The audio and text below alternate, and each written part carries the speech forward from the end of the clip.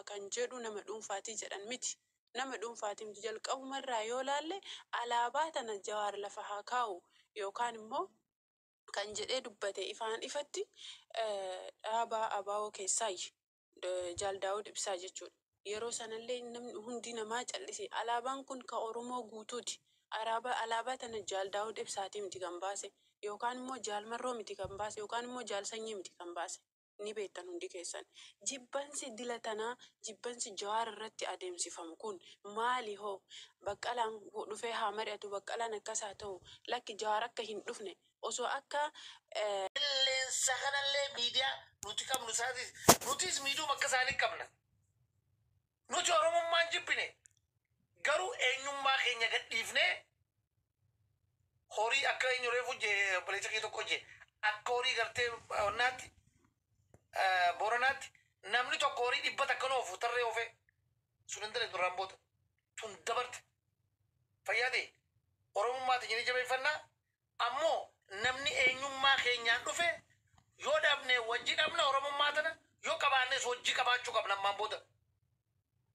Omaatii miti Oromoon tokkuma abbaan fedhan adeemuun hin daleetu zaata israa qaxxilaa aadam toofadhummaati. Abbaa kaa nan dhaabina yee dakiikaan kee dhume waan malee waan keessaafu waan bareentuma faali saroo dubbatte anaa afaan diifi Jamal Guddis tokkoffaa duraa na dhaggeeffadhu guutak bareentuma jechuun Oromoodha. Jarqan hundaa si afaan dubbata. Na biqiliisi gaa. Abbaa yeroo takka aadamiin kun haa obsumee maal ragaa qabdanii waan kana akkas jedhamu maal qabdanii waan jedheefi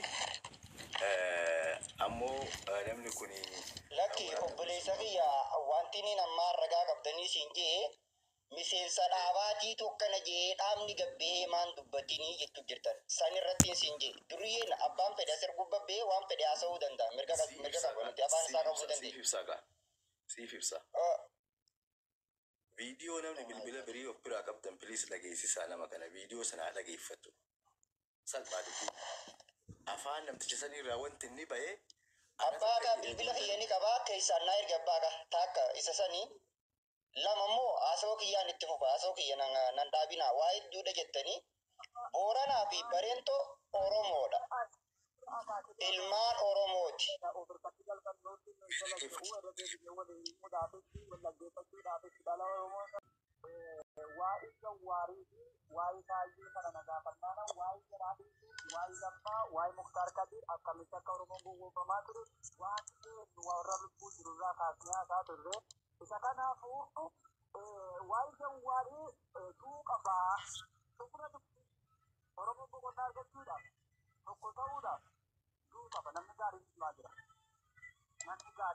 Ingaanatti fakkaate. Okay, galatoon. Abbichi akkana jedhee dubbate sanii dhaaba bakka bu'eetii miti. Mataa isaa bakka bu'ee dubbate. Adam lafa uleen baamboo si afaatti. Nabitti zizi abbaa kaa. Si afaatti hin qabu ulee takki tara qofa. Namalaa jira 80 keessaa parsantiin 80 hin deeggara okay? Koi naafsi tokko Oromoo naafsi. Bikki sanganii takkaa jira. Yoo waan sakka jeeloo dhageeffatte qaalichi sun gijee dubbatu. Arra dhimma gartee marii Joor Maammadii fi dhimma taayyeerraa bareechaa turree akka waboo dhaabbata maarree jeeta dhaaba maqaa nama barbaadu. Dhaabbata akka jeeloo maqaa ture. Achi keessa marii irra turree jee. Namni kun bikkarraa maratee dhufeefi. Sanbooda akkaataa akka dhufee miidiyaa irra dubbatis laal. Ifin dhoosiree barni kun. Ammoo battee nama ifin dhoosee abbaa hakaa namichi ifin dhoksine anna gaafataniitiin jelaal mana namni garee banateeti garee qabu garee woboo fakkeenyaaf garee waanni garee garaagaraa banataniiti fuula miidiyaa kanarratti haasa'u ilmi namaa ni dubbatan yeroo dubbatan sanii namni kuni fakkeenyaaf mucaan tokko kanaan dura jecha inni jee yaadadhu waa dubbatee jala deemnee mucaa san hordofne yeroo hordofnu mucaa kana akka dhaabatti illee gaafanne. Mucaan kuni akkana jee miseensa dhaabaa yoo ta'e namni kuni akkanaa jennaan nama san deeggaraa ta'ee mul'achuu isaa agarreen. Okay. Amma namni kuni bakka tanatti gabbee akkas je'ee dubbateef bareentumaa fi kanatti qabsoo Oromoo qooduunis wallaalummaa duubatti hafummaadha. Taakka Oromoo jiiguudhaaf dhaaban waan nidhaan kophatti akkana dhaabbadheetiin akkana deema jedhee yaadu yoo kan jiraatu taate Oromoodhame inni sun. Oromoodhame. Juwaar akka mataa kiyyatti namaan akka Juwaar Mahammad jaaladhuus hin qabu, namaan akka Juwaar Mahammad jibbuus hin qabu. Maaliif hin jibbaa? Waan silaa itti laffa'ee yeroo san abbaa itti tahuu danda'u. Olaantummaa ilqeerroon inni gartee biyyattii san keessa deemee mataa Abiyyi Ahmad jalatti qaqqabachiise. Paawara muummicha ministeera itti tahuudhaa qabu ifarkaa baase. Wanti inni isa qeequuf tokkichaan isa kana ilma Oromoo jabaadha. Amma kana fuudhanii achirraa as deebi'anii Booranaa fi Bareentoo ijoolleen Bareentoo qophaa qabsoo isinii teegalee akkasii miti dubbiin. Warri Bareentoo qabsoo jaartan alaabaa tolchitan. Har'ammoo ala dhaabbattanii mooraa qabsoorraa fagaattaniiti qabsicha xiqqeessaa jirtan. Namoota akkanaa kana faadhaan qabsoo madaaltan waan abbaan keessan dalageen nyaachuu barbaaddan ifii hojjettanii dalaydanii dhiiga duroorsitanii bilisummaa fiduu hin feetan. Lama karaa amantitti achi waa buttan.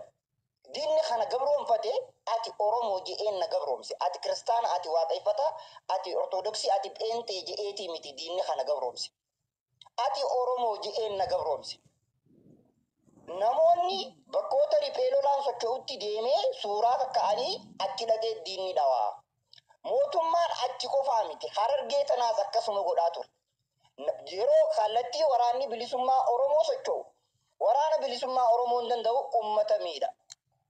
Kuni amma tooppika ajandaa mucaa waan kana dubbatees ta'ee warra waan kana habarsuus ta'ee isaan lachuutu diina Oromootti ilaalan. Uummata diina Oromooti. Maaliif jennaan namni Juwaar ajjeesuu yaadus namni adda bilisummaa Oromoo dhabamsiisuuf yaadus diina Oromooti. Diina Oromooti. Qabsoon Oromoodhaa kan arraan tana jaalmarroodhaan hoogganamee deemu jiru sooressa jaarraa abbaa gadaatiin lafa kaayame. Abaa'oo woboo abaa'oo waan jettanii kan itti haasoitan akkaataa inni itti akkasitti teesse sababa inni akkasitti teesse ni beeknaan. Addi bilisummaa Oromoo. Neegi obboleessa kee. Nin fitadhaaniiti. Akka inni itti akkas ta'e ni beekna sababa inni akkas je'ee itti moggaafachuu itti danda'e sirritti beeknaan. Maaliif jecha akkasan ta'e jaamiyoo kana gaafattan taate hooggantoota magaalaa Finfinnee jiru kan mootummaan akka bineensatti adamsaa jiru sani baraaruudhaaf jecha maqicha kana moggaafatee nuti isaan hin beeknu je. Feetan amanaa feetan dhiisaa. Ammoo wanti takka waan inni jala muree isinitti nu barbaadu. Ilmaan bareentumaan ijaaramtanii miti narraa eegalee osoo dachii fi samii walii garagalchinee ijaaramne. Adda bilisummaa Oromoodhaa dhaaba abaa'oo lafarraa balleessuu hin dandeenye. Ilaalchi isin qabattanii deemu jirtan qabsoo karaa nagayaati. Qabsoo karaa nagayaa Juwaarfaan itti amanan. Adda bilisummaa Oromoo balleessuuf miti qajaaramnu. No daqiiqaa dheeraa itti laattanii please. Meeqaatu mana afirraa baasu ishee kanneef malee mee akka Abbaa bal'inaan silaa namatti hin dhiiftanii boru yeroo mana kiyya bane hirmaadhaa isin hundinuu inshaallah. Waan barbaade abbaan mana banee haasaatu dubbii kijibaa as keessatti sobanii akka haasaan deem mana kee banee haasa'u anuu gad darbeedhis deem mana isaa banee haasa'u. Anaaf dhiisa amma. Okay mana isaa banee haasa'u deeme. Okay.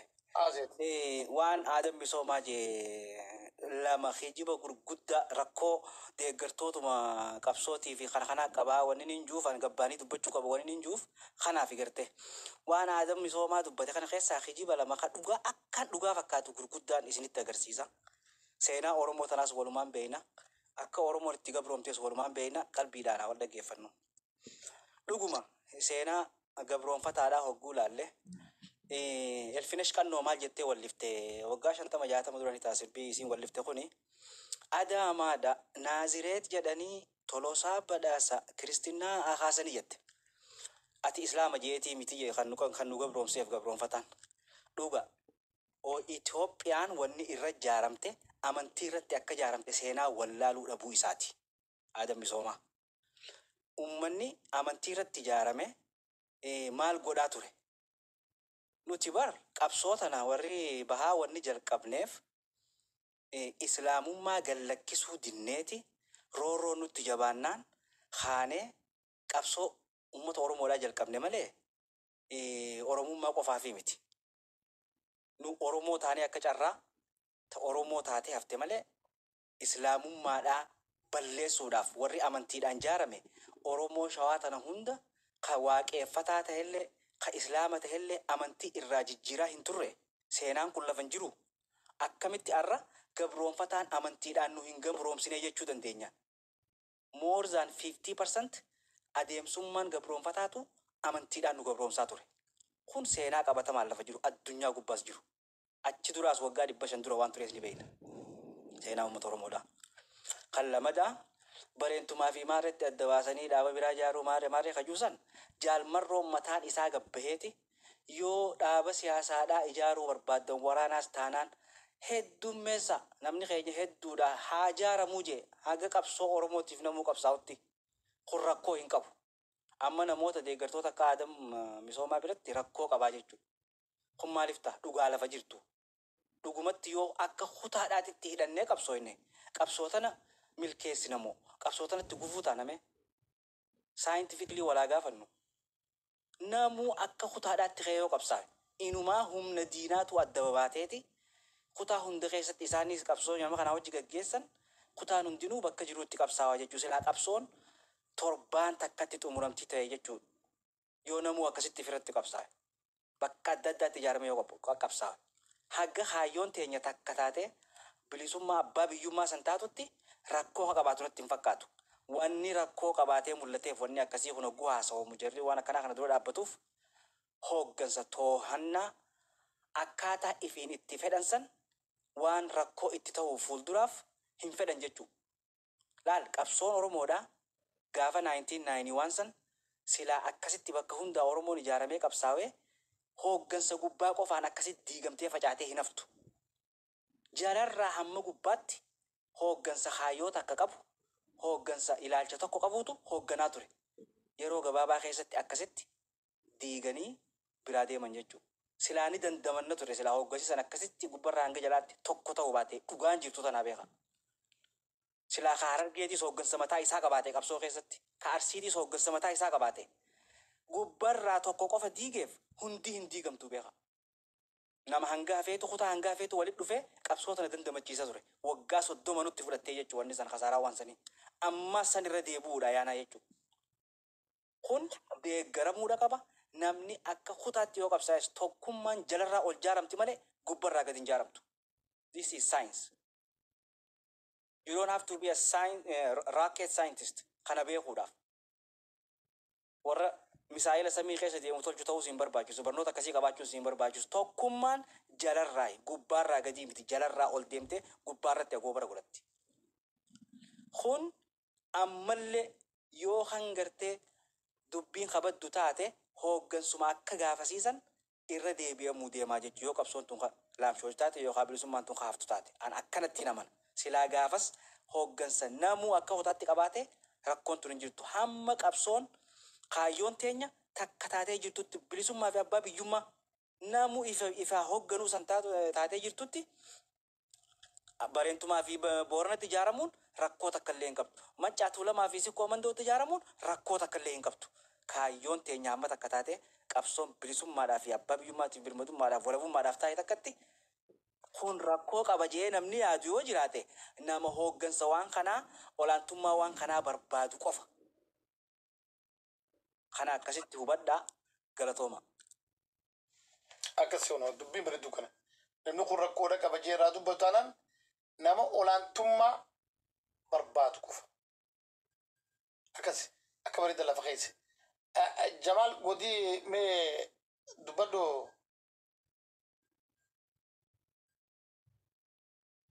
Jamaal zaata bar jimaa kana qamatee rafta reefu qabu jirtaami. Galatu. Namni mirqaan qamatee Maana jee rafu jira. ayyaase. Laali wanti haasame waan bareeda garuu namoonni gariin utaalaniitumaan waan namni haasoo kana gara birii fudhatan. Namni as keessatti amma waraana bilisummaa Oromoo diignaa dhaaba adda bilisummaa Oromoo diignaa namni jee hin jiru as keessa. Wani jedhe namni ijaaramuun akkuma obboleessi kee afandiin jedhe mana yoo ijaarsoti gubbaan gadi ni ijaartu bare jalaan ol ijaarta. Qabsummaan teennatun iyyuu qabsummaan Oromootun iyyuu karaayyuu taphaddee hanga dhaatiyyuu baraaxoynee akkana teenneef maali gubbaadhaan gadi ijaaraa eegalan. Mana gubbaan gadi ni ijaartu jalaan ol ijaarta. Dura lafa mattartee boolla qottee kanchii qopheessitee achirraan ol ijaaraatiin deemta jechuudha. Keenya dubbiin akkam ta'e gubbaadhaan gadi si lallaba tokkummaallee. Ati dura ganda kan kee taateetiin of taatee nama taata. Namni of hin ta'in nama ta'uu hin danda'u. Of taateetiin nama taata. Ibidda kaasitti qabate ofirraa buustee ollaadhaaf deemta. So I don't think there is any problem waan kanarratti wanni rakkoo qaba jedhee wanni dubbatu kan jirran ijaaramu garuu amma akka obboleessi keenya jedhetti baareentu ijaaramtanii waan kana diiguudhaaf waan jedhu kana yaada agartee nam tokko yoo yaada siin alaa qabaatee is obviously wanti qabsoo Oromoo kana keessatti wanni siif moggaafamu maali gantu.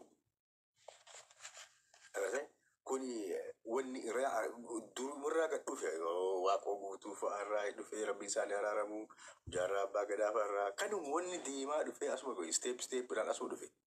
Namni yaada ati dubbattu dura ani abbaa haqaa duraa goree daran gantu waan fedhe haa ta'u gantu nama diigumsaa deemu seelii diinaa qabda. This is what is been going on. Kana namni tokko ijaaramuun yoo ijaaramsi kan kee ijaarama Oromoo diigu yoo hin ta'in ijaaramsa Oromootiin isu yoo ta'e there is no problem. Like Jawaar Mohammed say maal jee Jawaar ijaaramaa jedhe gandaan garuu Shaashamaneen Asallaa diiguudhaaf yoo ijaaramte badaadha jedhe. Baalee Roobee Goobaan diiguudhaaf yoo ijaaramte badaadha jedhe. Ijaaramsa wal diiguu doon ta'in ijaaramsa waltin dhisu yoo ta'e is qulqullu wanni rakkoon qabu. Garuu warroonni waan kana didan maali they know that wanni kun yoo ijaaramee akka qabsoon kun galma ga'ullee waan beekaniif. Nothing else kanuma. Amma waan obboleessi kee jirratti ragaa qabdanii namtichi kun akkanaan badhee haasayaa. This is not a one time. Adda qofaa miti namtichi kun gajjade bare. Ji'a sadi durallee dubbate. Ji'a sadi dura maal jedhe namtichummaan kun bakka doktoroonni namoonni gurguddaan achi keessa taa'an nama 100 meeqaa keessatti maal jedhe summiin guddaan qabsoo Oromoo Jawaar Mahammadii jedhe Baqqalaa Garbaan tuqinaa jedhe. Leencoo Lataa dhiisaa jedhe. Daawud Ibsaa dhiisaa jedhe. Jecha isaati. Namni achi keessa jiru sun nama kanaa wanni kun dogongoraa dhaabbadhu deeggaraa haa ta'u yoo barbaade faarsee bulaa haa ta'u faarfataa haa ta'u miseensaa haa ta'u he can be anything. Garuu wayita namni akkasii nama tokko irratti du'a labsan silaa namni achi keessa jiru sunniin dhaabbadhu wanni kun sirriiti eega Oromummaa barbaadadhu gamaan akkas jechuun hin malan silaa. Nobody say anything. Mataa summiin bofni guddaan qabsoo Oromoo isaa jedhe dhaamuu qaba. Jawaar Abiyyiin caalaa Jawaar dhaamuu qabaa jedhe namtichi kun. Gaafsanillee akkanuma gabbaanee iyyinee dubbannee maaliif akkana jedhee wanni kun sirrii mitii waan kana akkami akkana jedhameetiin dubbataa turre irraa namni hedduun irraa haasayaatiin turre. Maal jedhan gaafsanillee lakki kun miseensaa miti akkanumaan haasayaa jedhan. Agartee hayyee jedhameen jal'ifame. Dheengadda wanti inni haasayi mari'annee dhufnee jedhe duuba afaan Oromoo nuti wallaale moo uummatatu afaan Oromoo wallaale. Garee woboo keessatti waa'ee Jawaar Mahammadiif taa'ee mari'annee na gaafatanii mari'annee dhufnee jedhe murteeffannee dhufnee jedhe. Viidiyoo tokko jedha nuti afaan Oromoo yoo wallaallee kan hiika warra afaan qubee barattan. So kanaafi wayita akkana jedhu kana ana qofa anatu jedhen jenne mari'annee dhufnee jechuun maal jechuu afaan Oromooti. Which is there is some group that he discussed with namni ni waliin marate jechuudha. Kanaafi wanta kana wayita inni akkas jedhu san namni mana san keessa jiru abbaa feete ta'e. Abbaa haqaa amma as keessatti odoo nam tokko an ol ka'eetiin Oromummaan ajjeefamuu qaba yookaan ammoo namni hoyii ajjeefamuu qaba aadama mucammaa nama gabbu'e kun ajjeefamuu qaba an siin jedhe akkam na goota na gaddar bitaa bar Sindiisu. Jal'istee na waliin teette. Gadiisi darbaayis irreen haasawaa simas. Sirreen Black mi jechuu. Yes. Garuu uummanni sun nagayaan taa'ee waliin mari'ate akka nama hayyuutitti. Namticha kana nagayaan taa'anii waliin mari'atan. Amma nuti gadi baanee dubbannee jennaan maraataadhaa jedhan. Maraataa ta'ee amma. So kanaafi sometime namoonni yeroo dubbatan akka waan namni waraana kana diiguuf deemu waraana kana balleessuu deemtanii jedhanii dubbatan xiqqoo si iddoo irraa of agartee of qusataniitiin laali ka jedhu laalinaa ka jedhamu laalaa jedha warri baaroo baasu. Ka jedhu laalinaa kan jedhamu laalaa waan jedhamu san laalaa jedha. So kanaafi wanni nurraa haasaa jirruu fi galatoomaatti of rafuu deemaa nama bo'o. Tole. Abbaa haqa Kami. jirtuu nagaa fayyaa. Alhamdulillah kam jirtu. Maka jiraattan nagaa fayyaa jirti kee. Salaamu alaikum. Waalaikum salaam. Amur sin ta'e dhaabbadha. Sumayyaa asoo jira. Tole Sumayyaa ajandaa dhageessa jirtan toofadhu. Haya ajandaa dhagayeetiin jira. Wanti naan jedhu barbaadu yaada kanarratti akka yaada kiyyaatti namni tokkoffaa ijaaramuu irratti wanti haasaatiin hin jirru kaleessa galgalas haasaa turre mana jeneraalii keessatti ijaaramuun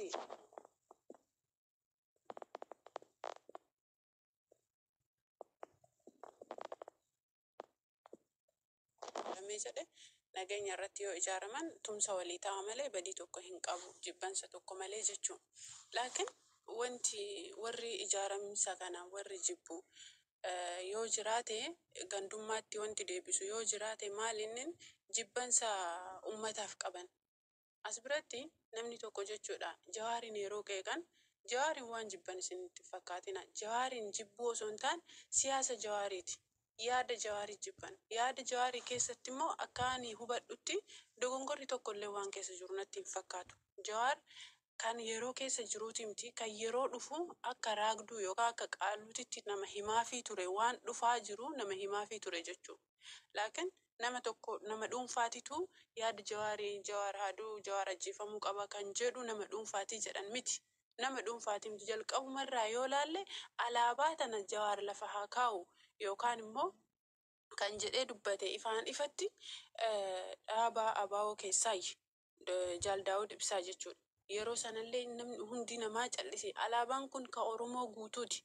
Alaabaa tana Jaal Daawud Ibsaatii miti kan baase yookaan immoo Jaal Marroo miti kan baase yookaan immoo Jaal Sanyii miti kan baase. Ni beektan hundi keessan. Jibbansi dila tanaa jibbansi Jawaar irratti adeemsifamu kun maali hoo? Baqqalaan dhufee haa mari'atu baqqalaan akkas haa ta'u lakki Jawaar akka hin dhufne osoo akka gadi bahee baqqalaan garbaa taayyeen goota kenna jedhe kana jechuudha. Jawaar bahee taayyeen goota kenna jedhe har'a silaa hundi isaa suuraa Jawaarii gadi garagalchee irraa dheechisa. Maaliif kun maaliif waan jibbinsi hanga kana maaliif adeemsifama? Hanga har'aatitti jechuudha. Uummata sirkaan keessatti arsii bahaa sirkaan keessatti dhumaa ture. Kaleessaaf dheengadda uummata baaleen keessatti namni 400 ol gaafi badii tokko malee hidhaatti ugguramaa turan. Namni irraa gadi bahee dubbataaru jira. Osoo immoo arsiin kenna osoo wallaggaa namni takka du'e osoo tuulamaa namni takka du'e osoo bakkee biraa walloo gadi bahee uummanni arsii sagalee ta'aaf. Kuni hoo jibbansi kun maalirraa kan ka'e? Takka inni biraa immoo yaada kiyya isinitti hin dheeressu. Wanti ani isiniin jechuu barbaadu adda bilisummaan uummata Oromoo yookaan immoo ABO'n jechuudha. Abaa'oo boojii. ABO'n oboo. ABO'n oboo dhugamaan dantaa uummataatiif dalaga taanaan nama dhuunfaatti Jawaar gadi baheetiin ABO oboo qeeqaa hin jiru. Isaan arrabsaa hin jiru. Isaanis dantaa uummataatiif dalaguuf bayan. Jawaaris KFO'nis dantaa uummataatiif dalaguuf jira. Duras akkasuma.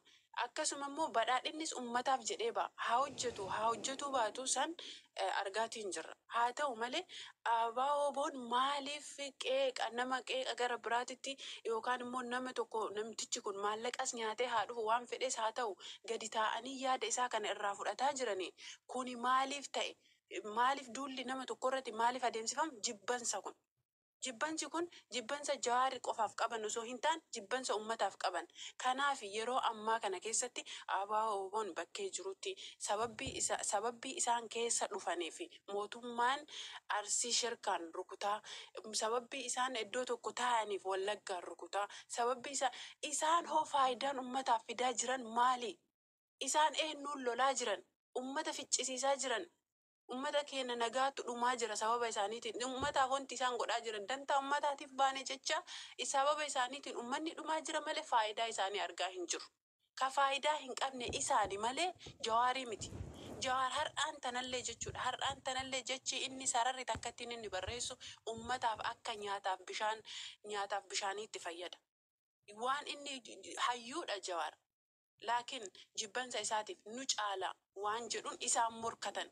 Morka Jawaarii deemaa malee uummata dantaa uummataatiif deemaa hin jiran. Kanaaf Arsii yoo wal ijaare uummanni Sikkoo Mandoo yoo wal ijaare wal dhiibbaan inni ABO bootirratti fidu maali? Jibbansa namaaf qaban gadi bahanii akkanatti ibsachuun immoo yakka. Kuni silaa hayyuun jiraate silaa uummanni ka'ee iyyate hayyuun tokko haaduu jechuun kun yakka ogguma san tiktookiin nama sanii irratti ogguramuu qabaata silaa jechuu akka yaada kiyyaatitti. Kana waan ta'eef dhaabni ABO yeroo ammaa kana keessatti nafxanyaadhaan loluu dhiisee faannoodhaan loluu dhiisee as deebi'ee uummata burjaajessaa ka jiru dhaaba ABO'ti. Kana itti nyaadhaa itti dhugaa isiniin jedha galatoomaa yaada kiyya waan irraa fudhattaniif. Tuulfaan Sumayyaa akka bareedu dubbatti ammoo seente jara fudhatta ammoo seente Abshira. Lakki ture. ammoo seente adii geessoonte Sumayyaa qofaa dubbatee bar Ishee. raansiif kan namaatis jibbaata qabadhu. Jibbaa maaliif dubbata Sumayyatti aanee naa turte? Sumayyaa taanee si dubbata si dhiifama. Jibbaa lakki Sumayyaa isaanii miti jibbaanis keessa dura ture. Zaamee ka taa'een dubbadhu. Dubbachaa ture lakki dubbachaa ture jibbaanee dubbachaa ture lakki. Eegaa turse. Laala as jala isin ture. Laali mana kana keessa akkam seete. Abbaa mudaa isarraan dubbadha godhe. An kan nu ati kan nu miti bari isaallee kan nu jiru. Garuu seera manaatu akkasii jechuu biyya malee. Seeqanullee uumamu. Jibbaanee kun haasawaa ture miti marii keessan keessa baaka. Haasawaa ture garuu. Isarraan dubbadha abbaa mudaa. Fiddeen jechuu biyya malee dubbachaa ture. Fiddeen garuu qabadhu maatii miti turumbatu.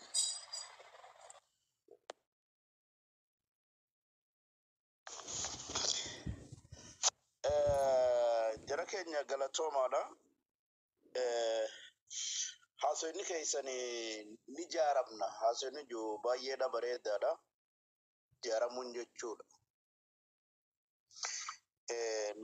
Sagaleen koo dhagamaami? Ni dhagame. Ni jaaramna jechuun bareedaadha. Garuu egeree Oromoo boruutii fi Oromiyaadhaaf ni jaaramnaa jechuun baay'eedha bareedaadha. Xiiqiif ammoo wayi balleessinaan hin milkaa'u namni. Dhimma jechuunis Jawaar irraa haasawaa jirtanii. Gaafa tokkos caffee mana banatee Abuu Maahiriitu Jawaar akka duujee viidiyoo qabnaa maarreedha. Saa 24 keessatti marroon gabbahee yoo dhiifaman gaafanne waan lola ajaa'ibaatu labsama jee. Obboleessoo waraanni adda bilisummaa Oromoodhaa amma tapha isin asirratti haasoftan kanarra hin jiru. Abuu Maahiriis hin beeynu. Namni gabbahee dhiifama gaafatus hin jiru waan kana ofirraa dhiisaa jenne. Har'aas ammoo Taayyee fi Jawaar wal qabsiifamee dhufe. Taayyeen nama dantaa mataa isaa Shimallisii fi Abiyyuu wajjin hidhame. Jawaar nama jaarraa 21ffaa kana keessatti qabsoo karaa nagaatti hooggana ta'ee waan qabsoon Oromoodhaa takkaa hin dalage. Kana Oromoon tokkollee nu hin kaatu. Milkaa'uu dadhabee wanni milkaa'uu dadhabee qabsoon inni karaa nagaa godhe biyya qabsoon karaa nagaa hin godhamnetti waan godheef jechuudha. Waraana adda bilisummaa Oromoo ta'e hooggana adda bilisummaa Oromoodhaa ta'e Jawaar harka ajjeesaa jiru hin jiru. Ijoollee moo miidiyaa irraa deddeemtu wajjin isinis yoo haasoftan akkuma ijoollee saniiti jechuudha. Kanuma asumaaniin bira kuta. Ni ijaaramna jettanii ijaarama. Ijaaramuun bareedaadha. Garuu akka mucayyoo nama reefu haasofte kanatti haasofni isiin haasofte jalarraa qabee hanga gubbaadhatti jechuudha. Baay'ee waan nama hawwanniidhaati. Waan isinii dhaamu keessatti Jamal Godiidhaa tammaa asitti argee ol seenee beeka. Silammaan tana namoota garii ogguun asitti argu hin seenu ture. Jaala kana ol beena. Haasofni inni haasa'u illee haasota tasgabbiiti. Kanumaafin ol seene akka bareentumatti dhaaba hedduu ijaaranne milkaa'uu dadhabne. Inni amantanii mee kanatti lama Harargee ijaarame biyya Harargee jambaa biiftuu kanatti ijaarame sadeen fuudhu keessatti jechuudha. Sadi immoo ijoolleen sikkoo mandootu ijaare shananuu milkaa'uu dadhabne. Har'a ammoo ijaarsi waraanni adda bilisummaa Oromoodhaa itti ijaarame ijaarsa kutaa hundaa namni isaa hoogganuudhaati. Ijoolleen sikkoo mandoodhaa kan qabsoo waraanni adda bilisummaa Oromoo kan amma deemu kanatti amananii keessaas jiran ka deeggaraatis jiran waraanni kibba bahaa jiru eenyuun akka hoogganamu ni beekani. Ijoollee warra baha biiftuudhaatis kan waraana kanan abaarre kan waraana sanitti dhihaatanii beekan waraanni sun eenyuun akka hoogganamu ni beekani. Kana shakkii hin qabnu. Ni ijaaramne eega jettan ijaaramaa. Garuu waraana kanarratti dhagaa hin darbinaa. Gandummaa sinjiinaa qabsoon gaafa baha biiftuu keessa ture haga hooggana gubbatti malee hoogganoonni qabsoo san tura waraanaa fi siyaasaatis ijoollee baha biiftuudhaati. Gadma beetiin qabsoon kuni abbaa qabar baay'ee kan waan kana hedduutti rakkadhu akka gaariitti waan hin keessa beekuu fi anammoo waniin isiniif dhaamu jaaramaadha xiiqiin hin jaaramina